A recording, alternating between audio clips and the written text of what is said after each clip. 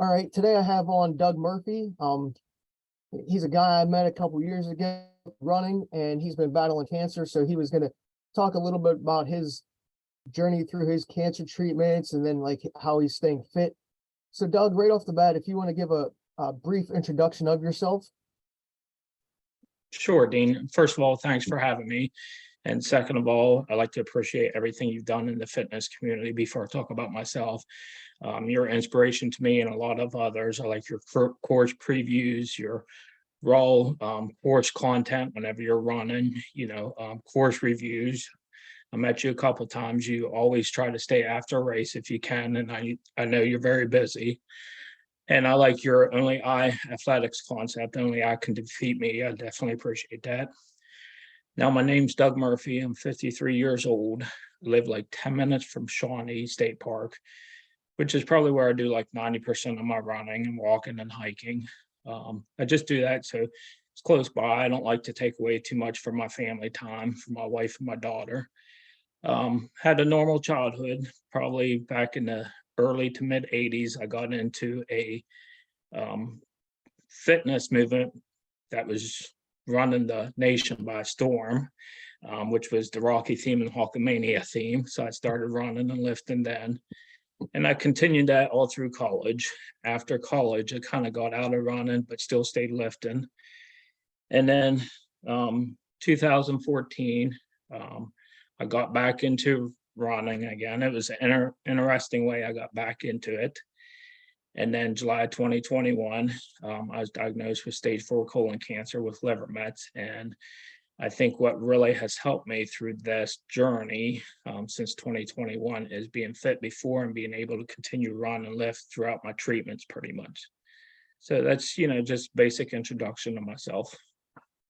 Yeah, it always seems like being a fit person always helps like combating, whatever disease or, thing that something that might be ailing a person. So like right off the bat, like after you got the cancer treatment, I think you were, or diagnosis, you already were ahead a little bit of the ball of compared to other people that might be a little bit set set on their butts a little bit. Right. Even though I'm not the fastest guy in the world and the strongest guy in the world, like I said, I've been lifting for, almost 40 years, off and on, mostly on, a couple of times off. Of course, I had to be off like 3 months after I had 2 different surgery from the cancer. And running, like I said, I started out when I was, 12 to 15 years old. And, back then you didn't really keep track of stuff. You didn't have the smartwatches or anything like that. So I just kind of ran from, during summer, I ran to my house. And like after maybe a mile or so, I went in the grass and did 30 push-ups, 50 sit-ups, whatever, and then ran some more. And then did the same thing, did some squats and stuff like that. Then during the summer, I always jogged back to, there was a nice creek by my house. So it just felt so great to jump in that creek after running and so forth. Then, I did that all through college, ran. My high school never had a track team or a cross country team, but the college I went to did. And they actually asked me to join the cross country team because they always see me out running all the time. I said, no, I'm too interested in my studies, but I was more interested in partying than the women. So I just said no to that. And then, after I graduated college with my bachelor's, I want to continue lifting. But like I said, I kind of stopped running, spend more time, with my girlfriend. She's my wife now. I just kind of got out of it. And I think that really helped me during this cancer journey. And then 2014, I got back into it. My mom was diagnosed with cancer, and I said, you can do anything if you want and beat this thing. I said, I'm a very fit person ahead of time, and I will continue to do that. I'm going to win you a medal at a race. So I just got in, back then it was newspaper, got back in the newspaper and looked, and there was a race at Shawnee State Park. And I was like, oh, I have 2 months to train for it. I can beat these kids, 16, 17-year-old kids. And I looked at the times. I'm like, there's no way without running for how many years I'm going to, break 18 minutes or whatever the case was. So this is embarrassing, but hats off to those that did. You know what I did? I started learning how to speed walk and work my hips pretty good. And I looked weird doing it, but I was very fast at doing it. So I actually took first place in the walking division. They actually had a walking division. I just didn't tell my mom it was the walking division. So then after I started that speed walk, and then I started back walking and jogging more and so forth, and continued lifting. And I think that really helped me the whole way during this cancer diagnosis. When I was first diagnosed, the oncologist at first said he didn't want me doing any lifting or any running or anything. And then 4 weeks into my cancer treatment, which was 2 treatments, he said I could start running again, but no lifting. I wasn't allowed to lift for like 8, 9 months because they was afraid it was going to ruin my chemo port up here. So that was a big deal with running all through my treatments. And all my doctors involved, the oncologist, liver surgeon, the radiation oncologist, the colon surgeon said, that definitely helped me being able to run and lift beforehand, being in such great shape, and also during the treatments. Because, I've been through a lot of treatments and been through a lot. So, And before I forget, like if I ask you anything, like maybe it's a little too personal, just go ahead and say so. Cause like, I know some people, not necessarily you, but like some people are more touchy on certain things than others. So like, if I do hit on something that you don't want to talk about, just, no offense, just, no, well, yeah. I forgot to mention that early on, that way. But anyway, like with your, like finding out you had cancer, are you able to like tell me how you figured it out that there was something wrong, or, how did they actually find that you had cancer? yeah, sure. It was weird how the stars aligned up, or whatever terminology you want. As soon as I turned 50, yes, I'm over 50 now. As soon as I turned over 50, I had just a regular, I think, a well visit or checkup with my PCP. And he's like, hey, you are by far the healthiest person I've known. And I've known him for 15 years. I get blood work done twice a year, and it's absolutely perfect. He's like, but you're over 50 now. Cancer really runs in your family.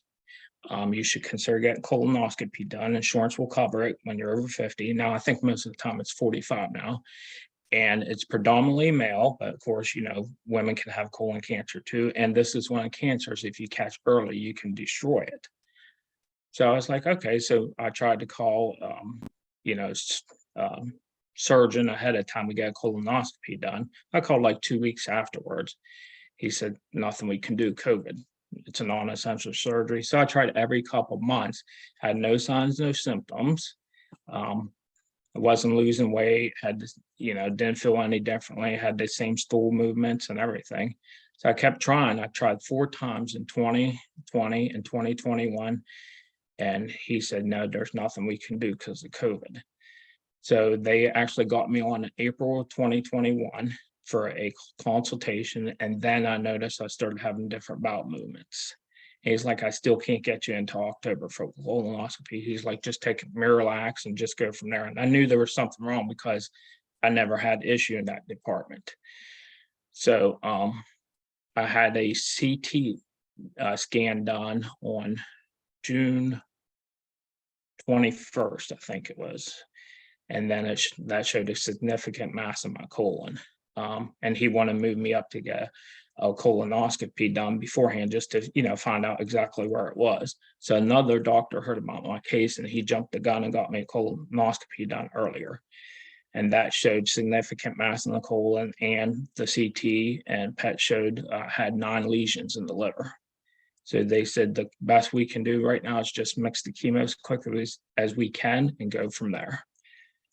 So, whenever you want, I can talk more about my treatments whenever you would like, but that's how I found out I had it.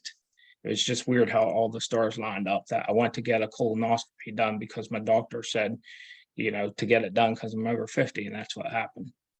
Yeah, I think it's one of those things that I know, like me, I'm getting to the age, I'm 39, I'm going to turn 40 this year. So I'm on that spectrum where I need to have one of those like a year or every couple of years. And it's one of those things that I know guys don't want to have, which is understandable because of that area that, right. If people understand like that is, like guys don't like that being touched, but it's one of those things that if you don't get it checked, it could sneak up on you. Oh yeah. Like, yeah, it like hits you in the face like nothing, because there's, like you said, no symptoms, and you probably would have never have known until you had one. And I think doing a little research, like it could be what in your system for years and years until you actually, get symptoms. So then, it might be too late. And I know guys that are, I guess we're too stubborn to get stuff like that checked at times because we're like, we're healthy, so we're good. Right.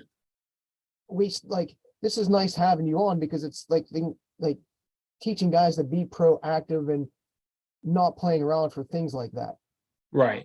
And I have always followed my doctor's advice. If he said, get this done, get that done, I've always have. That's why within 2 weeks, whenever he said that, I got, was going to get that done.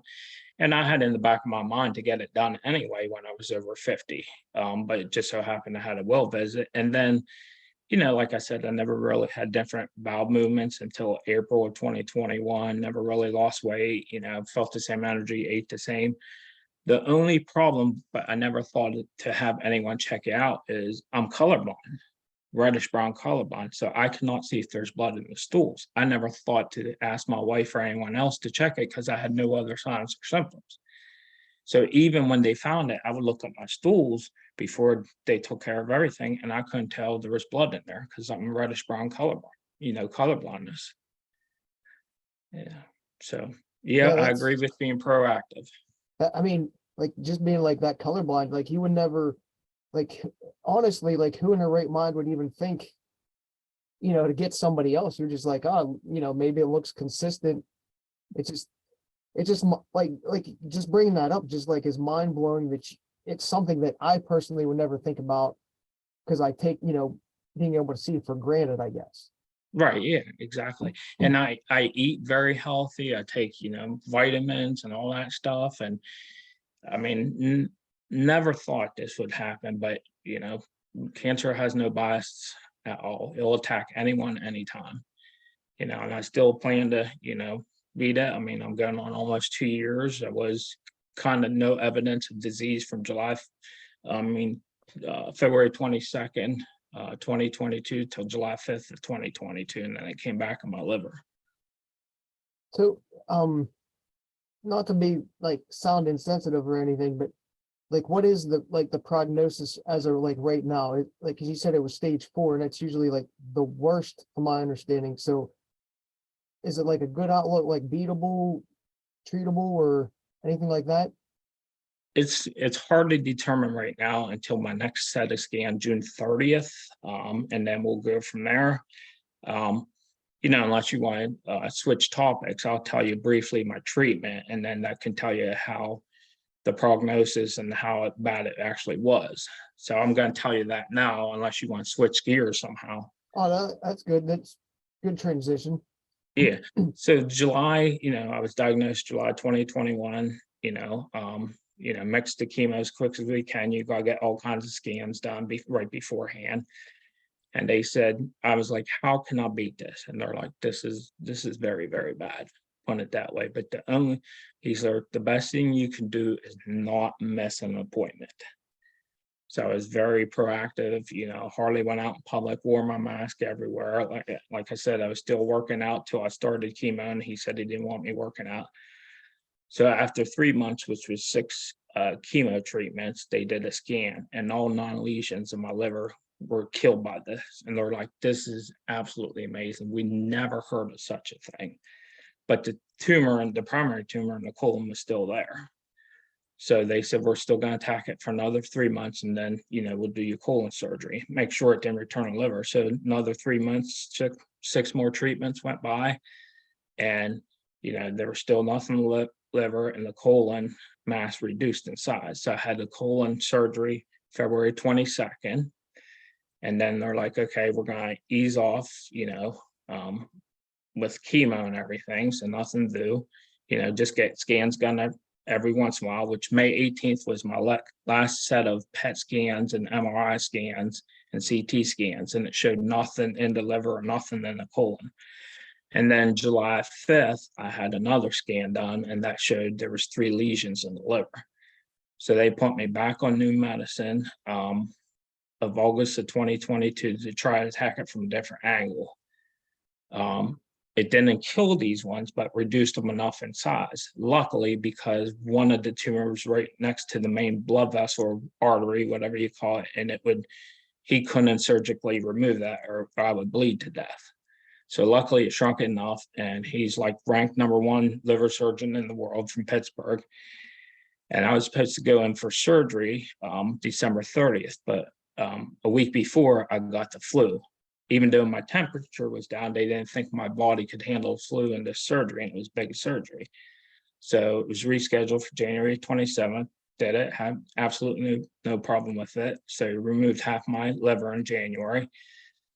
But because this guy is so good, he kind of looked around and felt around. He moved my pancreas the best he could, and he found 3 suspicious lymph nodes. He could only cut one out because the other 2 I would bleed to death. And that one tested positive. So there was positive lymph nodes behind that pancreas. So they scheduled me for radiation, 5.5 weeks of radiation. But before that, they wanted to hit chemo till they got the radiation stuff set up. So they did 2 more chemo treatments, and then I had to have 2 weeks off, and then radiation for 5.5 weeks because it was a very small area where the lymph nodes were. So did that, and then 2 weeks after that, I've been on more chemo now. So I just did my second treatment for this 4th round of chemo. I just did that yesterday. So the prognosis is we don't know. We'll have to wait till June 30th to find out, if there's anything in the liver, the pancreas, if it killed them lymph nodes, whatever. But the thing was, my November PET scan and CT scan showed nothing at all anywhere in my body. So these ones that he found January 27th surgery are microscopic pieces that were too small for the scans to pick up, or they were too small and they blossomed, or they're bigger ones. So that's kind of the scary part of it. You could get scans done and you might have particles in there that's too small for the scans to pick up. So you think like there's nothing in there, I'm cancer free, but you never know. It can come back. So unfortunately, I can't give you the answer of prognosis, but no one would have thought I made it this far. And I still plan to keep going as far as I can. Yeah, because it, like, from my perspective, like, it seems like your body is fighting this pretty good, and like you're very responsive to your chemo and stuff like that. And it, to me, like, as of right now, like, I'm not a doctor, obviously, but like it just seems like it's one of those things, mindset, your physical background and stuff like that, and the way your body responds. It's like I have no doubt that you can beat this, even though it's Appreciate it. still gonna be a long way, a long road, obviously. But like you touched about it, like they had to, like, I think you said the liver surgery, and then they found like those lymph nodes. Like that's just like a grace of God to me. Like it's a sign that says, hey, something told that doctor, hey, check this out. This guy needs to check a little bit more. So there's like somebody looking out for you, for even a doctor to even think about that. Yeah, I agree. Now, whenever I have some kind of health news that's bad in a way, it takes me a couple of days to process it. So obviously, when he said that at the hospital, I was very upset. But my wife is very good at putting me back in and saying, "Look how far you've gone. Gone and done in your life, and this could be a blessing that he's ranked #1 in the world." And that he did that because most surgeons wouldn't do that, fill around and all that stuff in there. So I agree, it was, something from God, a good thing. I Because found it. like even with your liver, like how much did you have taken away? Or 47.8% of my liver. Yeah. So part of most of the 47% was my right lobe, and then part of it was the left lobe. Yeah. Like I don't understand the full liver, but they can only cut, like they divide it in, like, we'll say 9 sections. So if a tumor is here and there, they might have to cut like 3 of the sections out or whatever.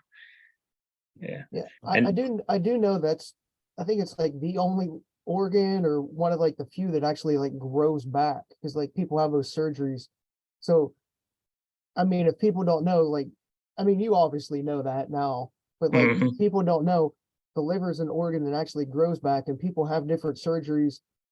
Like a healthy, like me, I can actually have like half my liver cut out and be donated um to somebody else, like that's going through like a treatment like that, mhm. while I'm still alive. Yeah, I don't have to necessarily have passed away. So it's one of those things. I think that people need to be, another thing people need to be more aware of, like, for donor things, if you're able to as well. Yeah, and I don't know the specific term or amount of time it takes, but I think the average, if the rest of your liver's healthy and how much you get taken out, I think mine is supposed to regenerate within 3 months, so it should have regenerated 100%. I'm not sure, but whenever I went back to Pittsburgh for my 3-week post-op, I knew I couldn't lift for 3 months. So I'm like, Dr. Geller, I hate to ask you this question, but can I run again? He's like, oh my, yes. He's like, most patients I wouldn't tell be allowed to run for at least 8 to 12 weeks, but you definitely. So that was another blessing. But I was real smart because I knew my belly would be sore and the running, jarring back and forth to do it. So, I jogged real easy for a quarter mile, walked a quarter, or jogged real easy for a half a mile, walked, whatever. And I wore like I don't know what you call it, like a belly tightener. It was like a, elastic thing up on around my belly to keep, it from bouncing as much. So that was a blessing that he said that I could start running again. Yeah. Yeah, And just then, just just getting outside alone, getting that vitamin D, fresh air and stuff like that, it just makes the body just feel so much better. And I just never understood like how people like to sit inside all day and just not move. right. Yeah. And that's like, this is a chemo bag. I have to come home with medicine for 46 hours, and it's annoying as can be. I can't stand it because there's so much stuff you can't do with it. Obviously, I can't run, but I can walk with it. So when I come, home that day, usually I'm not tired, just mentally exhausted, but I'll usually get up later that night, either go to the gym or whatever. And then the next day I'm out walking. Like I went walking today with it, for I don't know, maybe a mile and a half or something like that. I usually go to Shawnee, but today I didn't go to Shawnee with it. And then usually when they take you off, it's just Friday, I go back to Altoona for a shot.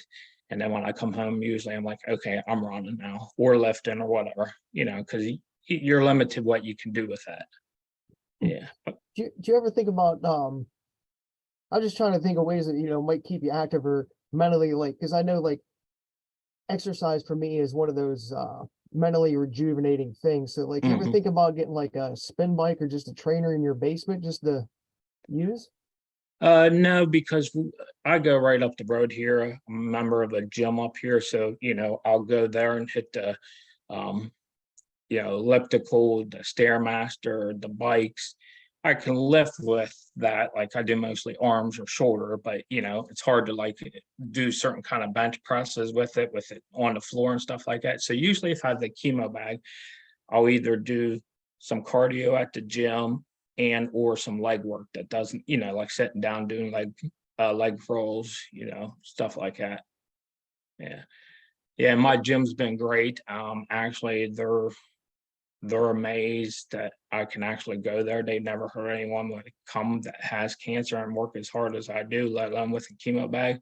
So they were very nice to waive my fee for me for a while. Yeah. Uh,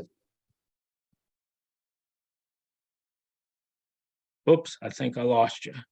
oh, I still got you. Okay. Um,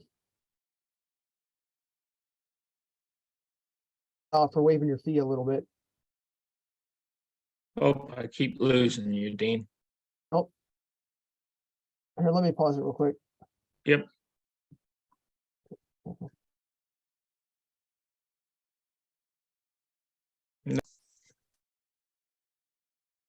All right, so you were saying your gym helped you out a little bit, waiving your fees and stuff like that, and being supportive. Um, like how did they react to you coming in like with, after telling them that you had like cancer and stuff like that? Well, I used to go in the middle of the afternoon because unfortunately right now I'm not allowed to work. I would miss 4 or 5 out of my 8 days of work. So I go up there, during the middle of the day. There's hardly anyone there. It's 24-hour access, so they usually don't have the people that run the place work there. But whenever they did, they were like amazed that I still had the same amount of energy I did. Still did pretty much the same workouts I did whenever I was allowed to lift. and didn't have my chemo bag. So they're like, this is absolutely amazing and inspiring, whatever. Now we usually go in the evening because my wife joined me at the gym. So I gotta wait for her to get home from work. So usually I go there and still the same thing, not too many people. And most of the time, unless I have my chemo bag or people have seen me before, they usually do not know I have it unless I wear a tight shirt, and then you can see my chemo port real good through my shirt. So they, everyone's been great with me up there and stuff like that. Or if I see people when I run around Shawnee or the few races I have done, they're like, we still can't believe you're doing this. Yeah, so hopefully it continues. Hopefully God gives me the ability to continue doing this. So with being in treatment, I know some people it really hit like a treatment really hits them hard, and some people it doesn't. What's one of the things that you do or find that's helpful, like to keep you motivated, like after your treatment, or um lets you recover a little bit besides like the lifting and running? Okay, I get to try to know each medicine I'm on. I'm on what's called FolFox now, which is the original one they put me on. So I try to know the side effects ahead of time, and I try to recognize what my body's doing ahead of time that might be different than what the doctor tells me. So, for example, with this medicine, after like your second day of treatment, I haven't had it yet. Usually, whenever you swallow something cold, it feels like ice or glass going down your throat. So obviously, I got to keep water or whatever room temperature if I notice that. But like to swallow something cold, like if I want milk or a protein drink that's not like Ensure, whatever, then I use this stuff called Magic Swish, and it's kind of like Novocaine in your throat, it numbs your throat for like 5 minutes. So I use that so I can drink something cold, whatever. And then also with this medicine, it hasn't affected me yet, but besides that, in my throat, I get it in my nose a lot. So obviously, when you run, your nose starts to drip a lot, whatever, and it feels like I have big ice cubes in my nose. So I'll take along tissues after a while, and if I notice, I'll plug them up my nose. That will help some, or I'll just run on the treadmill, which I can't stand, or I'll just use elliptical, stairmaster, or just lift instead, or whatever. So it's just kind of knowing my body and preparing for them side effects ahead of time. Like I got nausea pills if I need it, pain pills if I need it, and all that stuff. So Now, right now, is your diet been restricted at all, or are you able to eat pretty much what you want? I can eat anything I want when I want. Now, usually the first 2, 3 days till I get disconnected, which is 2 days later, it feels like I don't feel nauseated, but it feels like I have butterflies in my stomach, and my stomach feels like it spasms like this. So I don't eat as much because I'm afraid if I do, that might kind of make my stomach worse. So I eat kind of soft foods like bread and rice and cream of wheat and stuff like that, and then protein and stuff like that. But then usually after the third, fourth day, then I'm back to my regular eating. And I eat a lot. Like I eat probably 8 small meals a day, you know. Yeah. And then also, like, you're supposed to drink as much water as you can during the day before your treatment, day of, and day after. And I drink tons of water, but sometimes water is really hard on your belly. So I'll drink a couple other stuff like a Propel or something like that, or Gatorade to ease my stomach, but still get the liquid in me. But that to me, that would be like a really good boost mentally, not just replenishing your fuel, but like just mentally being able to eat what you want. Because when you get that restrictive diet and you can't eat that, can eat that, um, it Yeah. just sort of like messes with people mentally. Yeah, and I never had a loss of appetite. They thought I would during all these treatments or surgery, but never. I was still like, okay, I'm hungry, so I'm gonna eat whatever. But I've always been a pretty much healthy eater my whole life, but still, I go out and grab pizza whenever I want, wings whenever I want, all that stuff, pasta whenever I want. Yeah, so my appetite hasn't changed at all. Well, that's nice because me, I hate like I really don't have any like food allergies or anything like that. So like when I want to eat something, I eat it, and Hmm. I can't stand like when I'm training harder, like a night before a race, if I'm in the mood for something specific and I can't eat it because I was like, you're gonna run in the morning, it's gonna turn your stomach. Like I can't stand that. So like I couldn't imagine having, like cancer then or anything in life and then them telling me I can't eat that or can't eat that. It just Ah, Yeah, exactly. Now, of course, right after both surgery, I had a colon surgery and liver surgery. I think they had me on a 5-day diet where like the first day was just liquid or whatever, and then a little bit of soft food and all that. But other than them 2 times, I was allowed to eat whatever I felt like. Yeah. I- Except for right before I get colonoscopy done, then you got to do that colonoscopy diet, which is a pain, but it's not as bad as people think. I think I had since this started, I think I had to have 4 colonoscopies done. And it's just something unfortunately you gotta do. And after the first one, I was like, this is no problem whatsoever. yeah, well, I guess one of the bad things about that is the drink itself. People always talk about how chalky or crappy it tastes. Yeah. Yeah, I had to point like each time each doctor's a little bit different what they recommend. I had to put like, I don't know, so much Miralax and Gatorade, mix it around, and every 15 minutes I had to drink like 16 ounces of Gatorade. So by the time that was done, I was done drinking Gatorade for like 2, 3 days because I was, oh God. But yeah, I mean, once you got used to it, it wasn't too bad. Well, I don't know if you'd ever get used to it, but I guess be more tolerable than used to, I guess, if anything. Right. Yeah. Um, is there anything that like I missed or that you can think of right now pertaining to like your treatment or the disease itself that like people might not know? Um, a couple things is, common sense stuff. It obviously can attack anyone at any time. I'm not the only one I say, but it's whatever God wants. I'm not the only one that kind of got screwed by COVID, that all these non-essential surgery was put off. So more people are diagnosed with cancer now, and also the severity of their cancer is worse. But then also, um, because of shortage of staff and all that stuff, I know at least with my department and now Tuna, the oncology department's getting thin. Before they used to have 6 doctors, now they only have 2. So they're not even accepting new patients at UPMC, Hillman Cancer, and Altoona. Actually, when I met with the oncologist, when I went back for treatment on May, I can't remember, May, whatever, um, he said I would at least go to July 5th, probably a little bit longer. So after I was done with that chemo treatment, I went to the desk to schedule, and they said they can't schedule me anymore because they're so full. I'm like, I just talked to the doctor. You have to. What am I supposed to do? Just not go? And they're like, well, hopefully we get cancellation. So I honestly was like a salesperson. I went in and out of the office like 7 times till they actually scheduled me my next 3 treatments. So for people out there, it's getting pretty bad, the healthcare field, with the shortage of staff. So if I would be proactive and start, getting testing done and going to your doctor or whatever, because you never know if something serious like mine comes along and they're like, we can't get you in. There's just not enough workers. So I think that's a big thing nowadays. So most of your treatments, like you just touched on, is Altoona, or do you have to go to Ye- like anywhere special like Pittsburgh, Cleveland, or anything? Altoona for all my chemo and radiation. I had to go to Altoona Hospital for my colon surgery, and then Pittsburgh Hospital, UPMC Monitor for my liver surgery. Yeah, but other than that, it's Altoona every 2 weeks I go. Well, that's very nice that you don't have to travel like hours on time and like Right.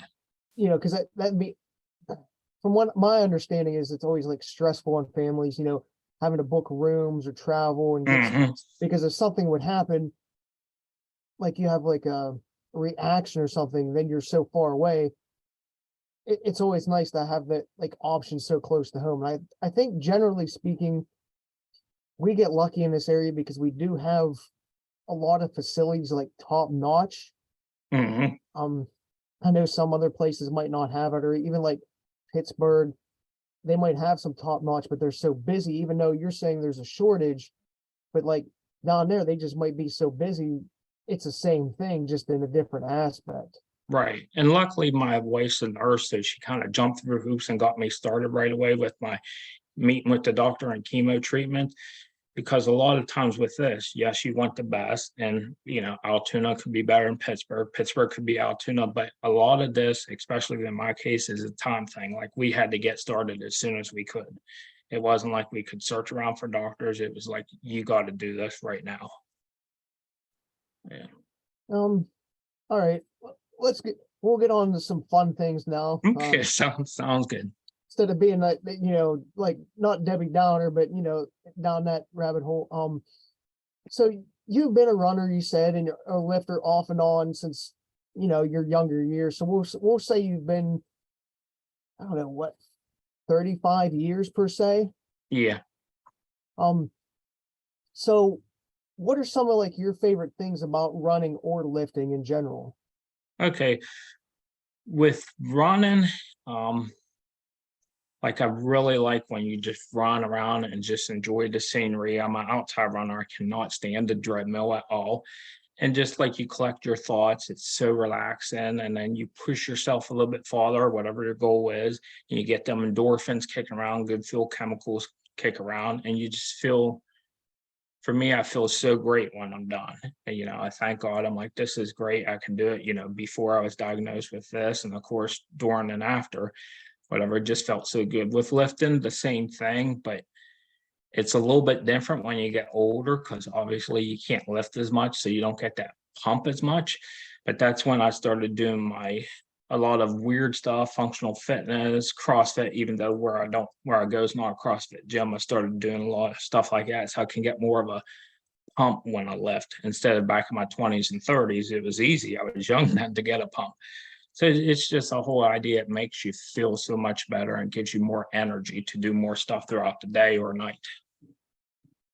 What is one of the places or the favorite place that you've ever ran, or yeah, basically what is your favorite place that you ran? Not necessarily your usual, but like your most favorite like memory from running. My favorite memory was probably any time I go to run or event with my wife or family members. I say my favorite one was last July 4th. We always go to the one in Altoona.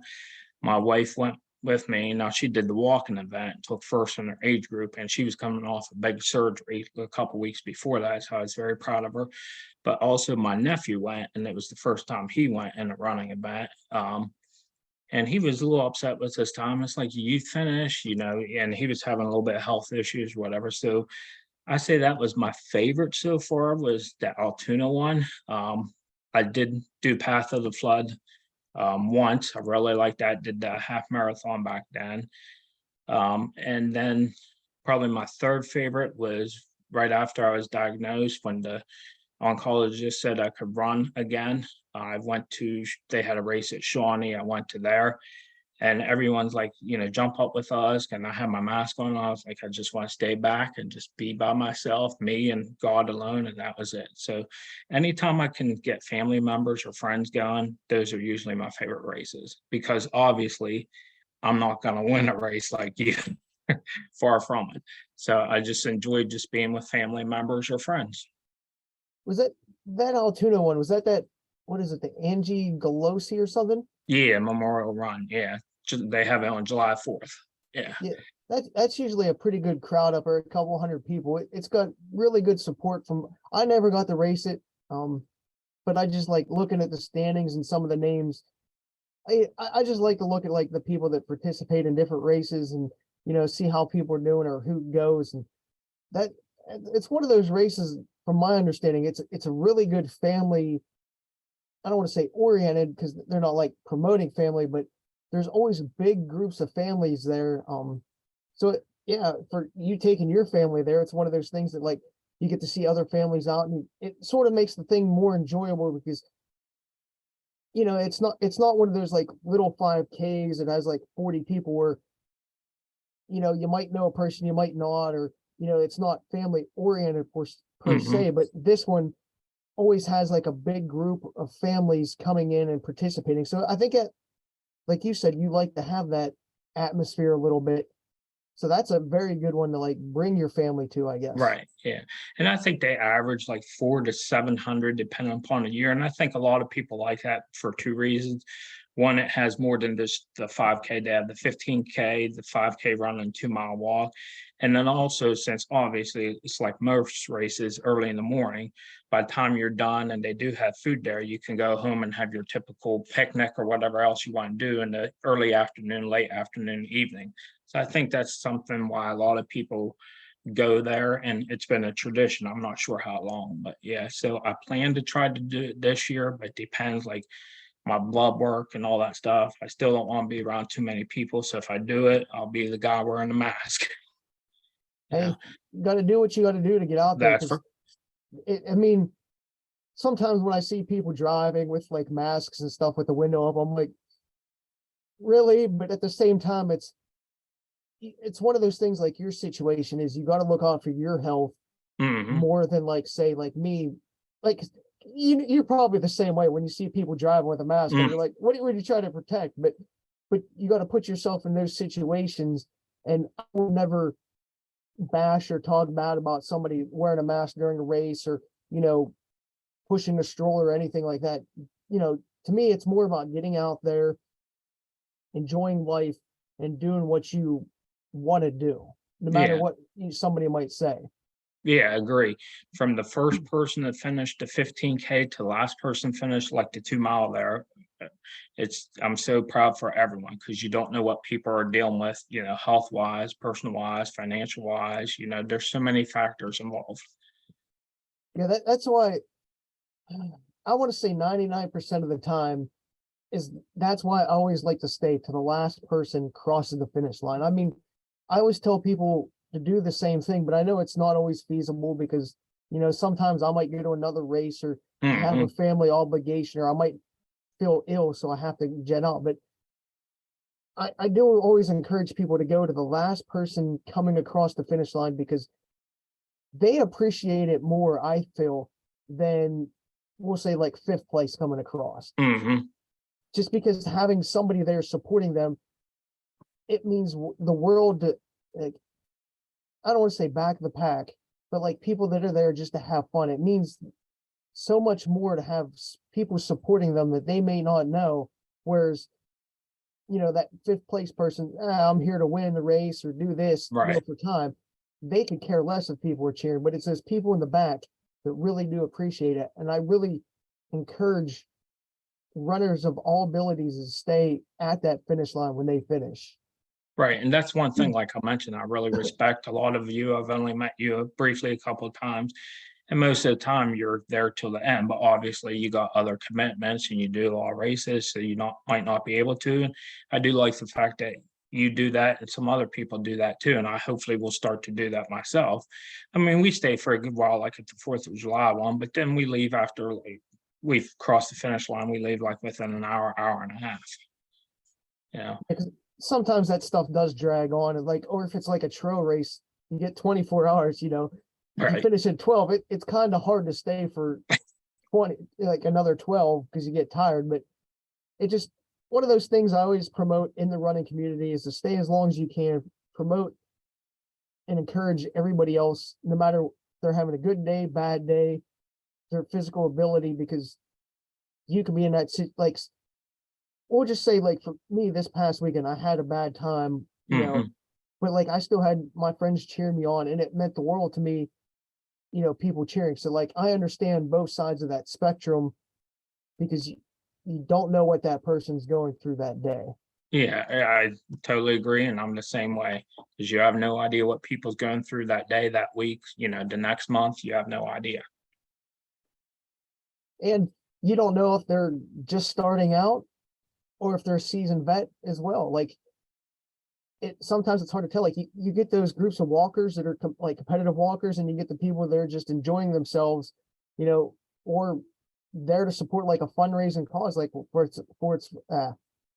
if it's for like a fire company or something like that. Like, they're just there to, give money and have a good time. And so we always got to do our best to support them. But you touched about Shawnee, and you seem like you really like Shawnee a lot.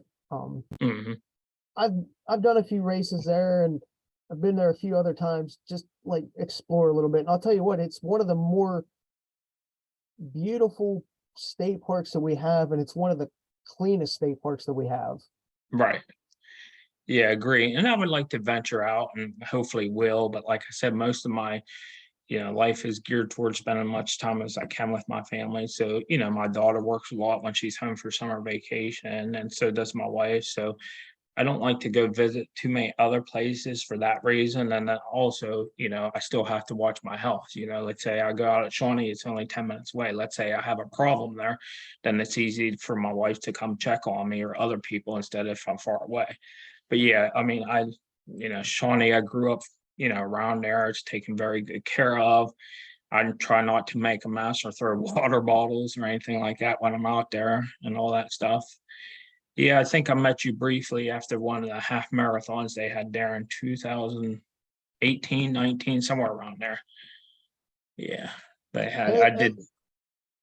That sounds about right. I know it's been a few years for the half. My memory just like I remember seeing people. It's just so hard to. I can't. Yeah, I'm getting to the point like I feel old because I can't remember like where I meet people at anymore. Right. Well, I don't think it's old age for you. I think you do so much fitness wise. You can come across so many people. I've actually only done 10 probably races. And that's it. I wouldn't call mine races. I call them jogs for me. But I did win two of them. But like I said, they were speed walking races. So I'm a little bit behind your 190, whatever. So I don't think I'll ever catch you. So, Hey, as long as you're out there, as long as you can, that's the most important thing. right. Because like I know you said you're 53 now, and Yeah. and actually to me that's not even that old anymore because you see some of these, I don't want to say older guys, but older than us is I guess the way to put it nicely, doing amazing things, and whether it's walking events, running events, or ultras, like breaking records in their 70s, 80s, and 90s, and even like some people still out there in their hundreds. So like we're still in like the middle and low Hmm. spectrum of things like in our fitness journeys, because even if we would slow down a little bit, to our standards, it's still about getting out there, staying healthy, getting fit as long as we can, and promoting the sport for future generations and pushing our limits into our 80s, 90s, hundreds if we Right. can still do it. Yeah.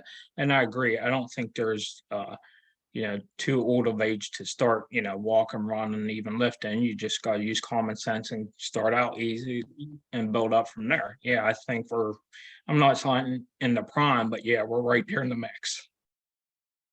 Um, so like you were talking about spending time with your family and your daughter and stuff like that. Because I know like right now that's one of the most important things to do is spend time, because people sort of forget that that's an actually very important aspect of every person's life. Now, Mhm. I mean, I don't want to call it a wake up call because I'm sure you've been pretty active and family oriented throughout your life, but like you don't know when something happens like it has to you, or it just means so much more in general now. Mhm. Because I think sometimes people take family for granted, or even like close friends, until something bad happens. Um, I mean, do you feel that way at times? It's Oh like, yeah. Yeah, even though I spent a lot of time with my families when I was working, I worked 4 days a week and I came home and I had like a, to-do list that day or to-do list that week or whatever. I used to be like so in my mind, I have to get this done, have to get this done, even though I spent time with my family. But now I got my to-do list. If I don't get it done, I'm not worried about it. The only thing I have to get done is something for my health or something that pertains to my wife or my daughter. But now it's just kind of like that stuff doesn't matter too much anymore. I haven't worked in almost a year and a half because I went back to work for 5 weeks and then it came back and I'm unable to work now. And it's like, okay, if I go back to work like it did for 5 weeks, I'm not gonna have, I could care less about that to-do list. When my daughter comes home or my wife comes home, I want to spend as much time as I can with them. So yeah, it does point things in a different perspective. Yeah, because I know there's been a bigger push lately for people pushing the narrative like, hey, you're just a number at a job, and spending time with your family, your friends, and you're taking care of your mental and physical well-being should be more of a priority than a job or something that you're not looking forward to on a daily basis. Mhm. So Yeah. it's sort of nice to see that now that people are actually taking care of their mental, physical, and family relationships before the job, because they realize, like, going through COVID and stuff like that, that's more important than the almighty dollar. Yeah, and I think more people are realizing that. And it also seems like, talking with you, you have a really good support system through your wife and your daughter as well. And I think that helps tremendously. Mhm. Yeah, that does help because it's not just the doctors involved, it's, your immediate family members, the outside communities. There's people I didn't even know that supported me. Like I was a recipient of a Heather's Cup, which is an organization down here where they raise money every October, November, and they have a series of football games. They raise money for people like that that's having health issues. I was a recipient of that in 2021. I went down one time, my wife's necklace broke. I went down to get it fixed, and some guy I never met before heard about me because he, just heard a couple of things. I was talking to someone else. He's like, "I'm fixing this necklace for free." I'm like, "No, you're not." So yeah, there's so many people out there I didn't know about and very supportive of me. Yeah, and I think also the fact that I continue to get out there and do what I love to do, but still spend quality family time. I think that's important to a lot of people because this will definitely get you down, but it hasn't got me down too much. Obviously, I'm human, so it gets me down every once in a while, but then I'll pick myself right back up.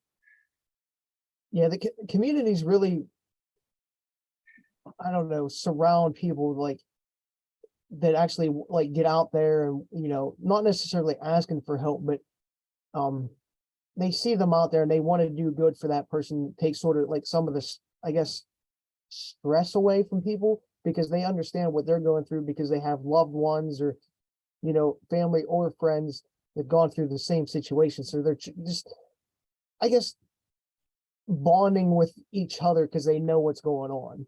Yeah, exactly. And it feels really good, at least for my end. I'm sure others, and to actually help people out, whether it's financial, emotional, spiritual, whatever the help is. I mean, I know I feel a lot better about myself when I help others out. Yeah, because it's not like you're going out like you're not one of those people, walking outside with their hand out, hey, help me, help me. Mm. Like, you're one of those people that will take help, but you're not asking for it. Like, you appreciate it, but at the same time, you want to put in the work for yourself to get where you want to be. Right, exactly. I was taught at an early age to work hard and all that stuff, and I always have, even though I'm physically not at work, I still do a lot of stuff around the house, and I don't like that help out, but every once in a while, you might need to accept that to make other people feel good and to make you feel better. Yeah, I really appreciate that, and um am grateful for that. Like, to know you because you're that type of person. Like, I see that, and it's sort of like a lead by example for other people as well. Like, you know, some people might be going through a bad situation, whether it be a health scare or financial scare, but just getting out there and um, doing what you need to do instead of hiding in a corner every day is just so inspiring, I guess, even like to most people and even me, you know, because if that happened to me, I don't know what I would do, but I see people going through what you're going through and still, for um, lack of better words, kicking ass every day. It's just inspiring to me to keep doing what I'm doing and try to stay as healthy as possible and inspire others. Right, yeah, exactly. And like for example, back to like running, let's say I do that 4th of July race. I'm gonna ask see if my wife wants to go again, my nephew again, and see if anyone else does.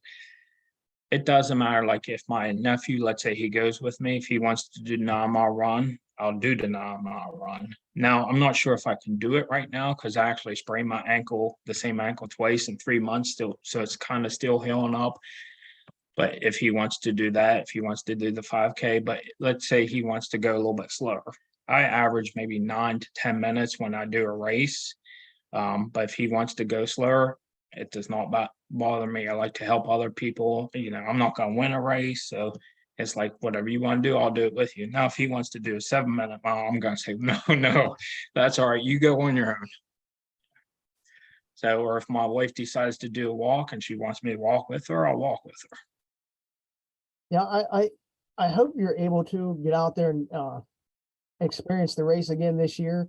Hopefully the weather's good, so there's a big crowd and your family actually wants to go do it. Whether you're running it or walking it, just for fun, because again, being out there is just such a huge step in general. Right. Yeah, there's at least 3 races I want to try to do this year, but it depends on several factors. I want to try to do the 4th of July race, maybe the Rock the Knob, whatever the smallest thing is, but I'm always afraid I'm going to fall and hurt my port. And then the half marathon at, is it Blacklick or whatever, the Veterans Marathon they usually have in November? Yeah, Yeah. full, half, and like a relay. Yeah, I was going to do the half there. But, now I mean, I make goals, but, if I don't happen to, succeed at that goal, it's no big deal. I just go out for the fun now. It's a lot more different now. Before I was like, if I would run around Shawnee, I'd be like, I want to finish in like under 27 minutes, 28 minutes. And now 35 minutes, no problem. 36 minutes, no problem. Whatever the case may be. Yeah, it is. I've done that a few times now, like where I've stepped back a little bit and took it easy, because I'm a competitive guy, but like taking it easy, it gives you a whole different perspective and it makes you enjoy the race actually more than just trying to go out and go as fast as you can. Like just setting different goals in general is actually becoming more fun than just trying to compete against the next guy beside you. Right. And I noticed that in some of your more recent videos. It sounds like you might want to scale back once you hit 200, but that's up to you. But it will punch you in a different perspective, like to enjoy it more and stuff like that. But I mean, I have a little bit of competitive nature. I used to before, but obviously not the intensity you do. But yeah, it's different, when you just scale back and just like go with the flow. Yeah, that's sort of like why I like to volunteer at some of these races. Now, that's what I'm looking forward to doing a little bit more, just helping people reach their goals, whether it be at an aid station or, at the finish line, or even at registration. That, like, it's getting to be a little bit more fun just to see those people reach their goals and experience and see it through my own eyes, like them achieving that, I guess. Right, yeah. And I would like to volunteer. I might think about the July 29th Lost Turkey Trail race or whatever. I might see if they need volunteers there, which I know they do, but obviously, unfortunately, with my situation, I pretty much have to wait till a couple days before to make sure I could volunteer. Well, I know with them, like that race itself, like you show up that day, they'll put you to work somewhere. Like Okay. they're always thankful. Like a lot of those like races, whether it be a 5K or um, a 100-mile trail ultra, you know, you might not have signed up to like volunteer the day before, weeks before, but if you show up that day, they'll gladly put you somewhere. Yeah, that's what I figured. Yeah. The more the help, the better usually. Yeah, it takes a little bit of pressure off like the race director or somebody having a bad day themselves. Hmm. Um, trying to think what else to ask you that I had in mind. I don't know. Do you have anything that you want to mention or bring up, whether it be fitness or what's going on? Just keep, you never know when life's going to throw you a curveball. So be prepared for it. I don't care whether you walk, you run, you bike, you lift, you do swimming, whatever. I would consider constantly staying active because you never know when that curveball is coming. even when that curveball comes, you do your best and try to, beat it the best you can. It doesn't matter what it is. I mean, we all have these demons with us that we gotta conquer sometime. And unfortunately, I have a big demon now and I still plan to conquer it and, just go from there and just enjoy life. Yeah, I have, again, as I said earlier, I have no doubt that you have the ability and the will to beat what you're going through right now. And Appreciate it. I have no doubt that it's gonna happen. It just, one of those things, I know it's gonna be a long road, just from my experience, like through different family members, seeing what they, went through and struggled with. And I think you're ahead of the ball, 99% of the people in the world. I agree. So I have complete faith that you're gonna beat it. And you said it, the end of the month, I think, is when's your next doctor's Yeah. appointment? June 30th. Yeah. So Friday, June 30th is my next set of scans. And then July 5th, I have chemo and meet with the oncologist. So he'll go over them scans on that Wednesday, July 5th. And then the next Monday, July 10th, I think I do a telehealth with the liver surgeon in Pittsburgh, and he'll go over the liver just to make sure, see what's going on or nothing going on. Yeah, so it's just kind of wait and, have faith and hope. Yeah, I have no doubt that you're gonna have, good news at all those dates, starting on June 30th. I'm trying to make sure the dates are correct, but yeah, I'm wishing you the best for you on June 30th and going Appreciate it. forward. Guess that's a good stopping point. If you don't Okay. have anything else, No, wish you best of luck with your oncoming races, get to 200 whenever that may be. I'm sure I'll see you at some race and, stop by and say hi. Obviously, you'll be way ahead of me. So if you don't wait, you don't wait. yeah, and if I don't see you, hopefully, or talk to you between now and then, I hope you do July race and you have a good time, and hopefully I get to see you soon. All right. I appreciate it, Dean. It's been fun. All right, thank you for coming. All right. Talk to you later.